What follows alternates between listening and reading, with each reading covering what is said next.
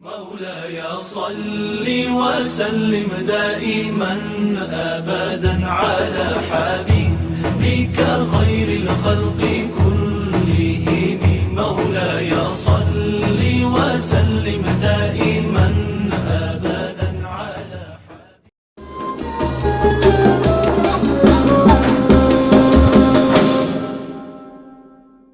Assalamualaikum warahmatullahi wabarakatuh.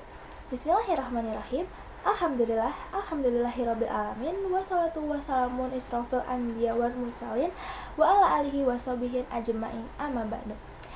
Pertama-tama, saya panjatkan puji syukur kepada Allah Subhanahu wa taala karena telah memberikan kita kesempatan untuk dapat berkumpul di tempat ini untuk dalam keadaan sehat walafiat. Teman-teman semuanya, marilah kita terus meningkatkan iman dan takwa kita. Gimana sih caranya?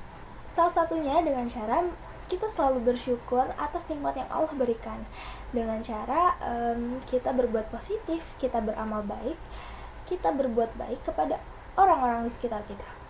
Tak lupa salat dan salam semoga tetap terlimpahkan kepada Rasulullah Muhammad SAW, keluarganya, serta para pengikutnya yang sentiasa istiqomah. Amin ya robbal alamin. Para jamaah semuanya, kali ini saya akan berbagi cerita tentang bagaimana sih Nabi dulu bisa mendapatkan malam Lailatul Qadar. Gimana sih caranya, kapan sih malam Lailatul Qadar itu, dan apa saja yang Nabi lakukan di 10 hari malam terakhir Ramadan. Nah, teman-teman tahu kan, sekarang kita ada di bulan Sya'ban yang dimana sebentar lagi kita akan mendekati bulan Ramadan, bulan suci Ramadan, bulan penuh keberkahan. Nah, di bulan Ramadan nanti akan ada satu malam yang dimana itu sangat luar biasa istimewanya, teman-teman. Bahkan orang-orang tuh berbondong-bondong untuk bisa mendapatkan malam itu, yaitu malam Lailatul Qadar. Malam Lailatul Qadar sudah ditulis di Al-Quran bahwa dia adalah malam paling mulia dibandingkan pada malam 1000 bulan. Itu terdapat di surah Al-Qadar ayat 3 yang bunyinya Lailatul Qadri khairum min alfi syahr, yang artinya malam kemuliaan itu lebih mulia daripada malam 1000 bulan. Nah, keistimewaan itu menunjukkan bagaimana bernilainya malam itu bagi umat muslim. Malam Lailatul Qadar adalah merupakan malam yang penuh rahmat dan ampunan dari Allah Subhanahu wa taala. Allah langsung menurunkan malaikat-malaikat dan Roh Jibril untuk turun langsung ke bumi untuk menyebarluaskan rahmatnya dan kedamaiannya. Ini terdapat di surat Al-Qadar ayat 4 dan 5 yang bunyinya Tanazzalul malaikatu waruhu fiha bi'izni rabbihim min kulli yang artinya pada malam itu turunlah malaikat-malaikat dan Roh Jibril atas izin Allah untuk menyelesaikan urusan yang ada di bumi. Dilanjut dengan ayat kelima, Salamun hiya hatta matla'il fajr, yang artinya sejahteralah malam itu sampai terbit fajar. Kalian bisa bayangin gak sih, kita lagi berdoa malam-malam dan ternyata itu adalah malam Lailatul Qadar.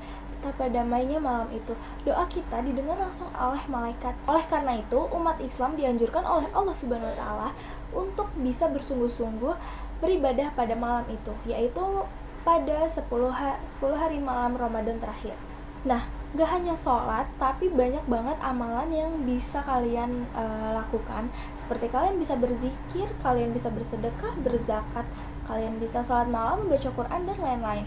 Untuk wanita haid, bisa saja kalian berzikir, kalian bisa setelah berzikir, kalian berdoa, bisa membaca Quran lewat HP. Sekarang tuh canggih, gak harus megang Al-Quran kan, boleh, karena gak boleh. Jadi, kalian bisa membaca Quran, baca surah-surah pendek, terus kalian berzikir, itu masih banyak lagi, teman. Nah, kapan sih malam Lailatul Qadar itu datang? Malam Lailatul Qadar itu tidak bisa kita prediksi kapan dia datang.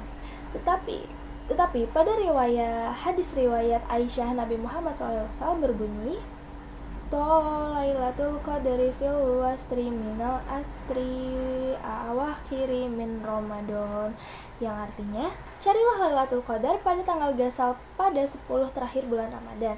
Maksudnya itu malam Lailatul Qadar terdapat di malam ganjil di 10 hari terakhir bulan Ramadan. Meski tanggalnya tak pasti atau tidak disebutkan secara spesifik, umat Islam tetap dianjurkan untuk bersungguh-sungguh dalam beribadah untuk mendapatkan malam Lailatul tersebut.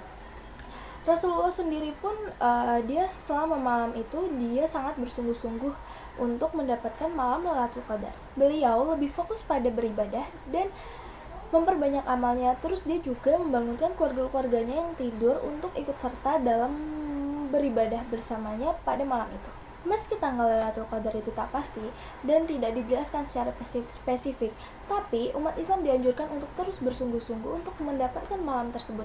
Jangankan kita, bahkan Rasulullah SAW aja bersungguh-sungguh untuk bisa mendapatkan malam tersebut.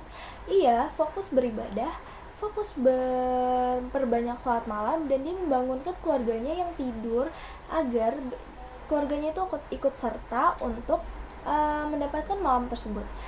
Dan di sini ada hadisnya dari riwayat Al-Bukhari yang bunyinya, ketika Nabi SAW memasuki 10 hari malam terakhir Ramadan, beliau mengencangkan tali ikat pinggangnya untuk lebih giat beribadah, menghidupkan malamnya dengan beribadah, dan membangunkan keluarganya untuk beribadah.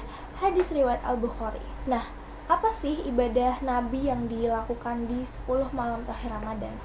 Dikutip dari Ibnu Hajar Al-Asqalani dalam kitab Fathul Bari, menjelaskan Nabi Muhammad SAW selalu menjadikan 10 malam terakhir Ramadan itu kesempatan untuk dia dapat berserah diri, dia memohon ampun kepada Allah Subhanahu wa Ta'ala.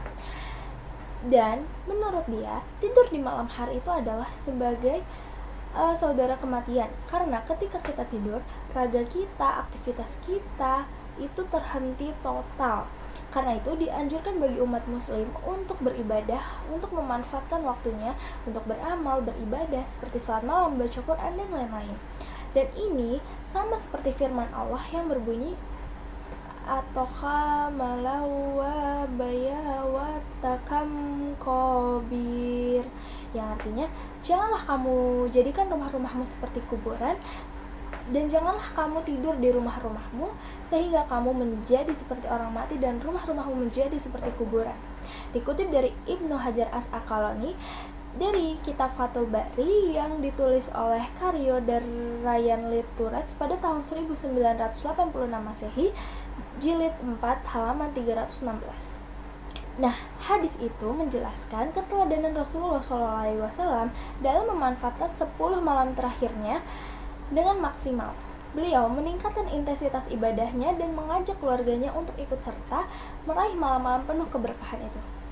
Rasulullah aja bersungguh-sungguh untuk meraih malam keberkahan itu, kenapa kita tidak?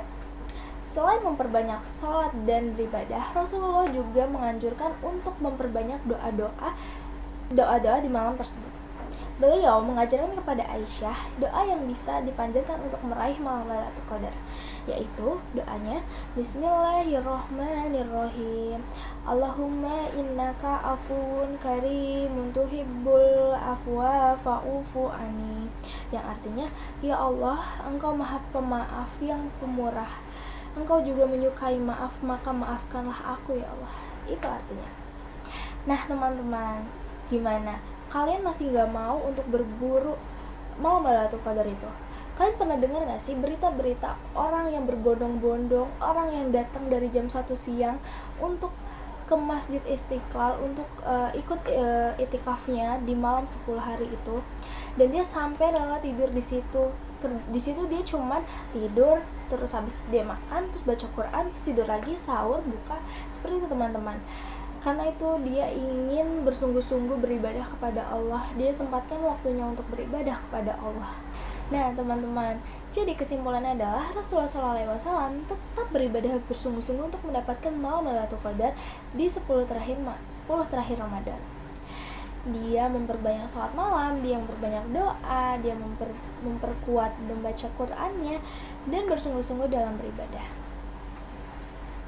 Dengan kesungguhan tersebut, kita berharap kita bisa meraih bulan keberkahan itu, malam keberkahan itu, di malam Lailatul Qadar. Wallahu a'lam ya teman-teman. Nah, sekian kultum dari saya. Kurang lebih mohon maaf. Wassalamualaikum warahmatullahi wabarakatuh.